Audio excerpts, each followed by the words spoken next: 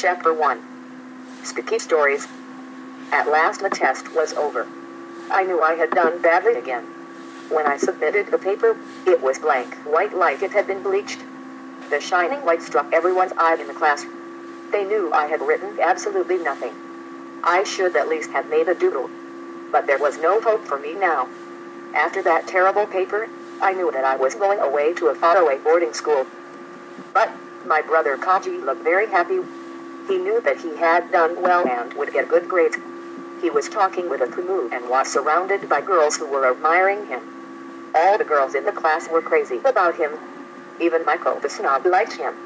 Maiko had small black eyes and gray hair. She was the richest girl in the whole school. There were rumors that her father owned oil mines and a luxury cruise line. Maiko was always showing off, trying to remember which country she had got her accessories from. "Hello, Mizu," a familiar voice called out. "Hello, Sakura," I said, turning to my best friend. "Mizu, why don't we walk to the cafeteria and get something to eat?" she asked. "Why not?" I said. Sakura and I started to walk to the cafeteria to get something to eat. "Hey, do you know where they're taking us for camping this time?" Seiya asked. "Green Fire Forest." "What's so special about that place?" I asked. "You mean, you don't know?" Seiya asked. "There's one's mansion there." "One?" I asked. "You don't know who one is?" Seiya asked with undisguised surprise. "He's a strange spirit monster about which we have a lot of legends. They're just stories," Sakura said. "They're real," Seiya said. "Such stupid things cannot be true," Sakura said. "Will you please tell me what you're talking about?" I asked. "It all started a long time ago," Seiya began with enthusiasm. Everyone gathered around to listen to his story. Green Fire Forest was a graveyard.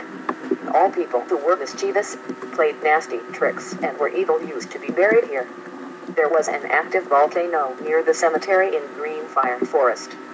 For many years the souls of the buried people were dormant, but one day everything changed. It was a humid Saturday night. The graveyard's night guard had come for his duty. Children came to the graveyard to look around, but the guard drove all of them away. The children were persistent. They found another way into the graveyard from the backside. The guard thought that it was late night, so he closed the gates and went away. The children went into the graveyard and saw many people buried. They started to dig for the coffins because they were very naughty. Suddenly, as they hit on one of the coffins, they heard a strange noise. They were frightened. Suddenly, the rapid wine started blowing. The black shadow appeared. They couldn't understand what was going on. Soon they discovered it was a spirit of one. According to old legends, one was a ferocious monster. He was like the monsters that appeared in horror movies. One was killed about 200 years ago. From that day, he was also known as the Black Rose.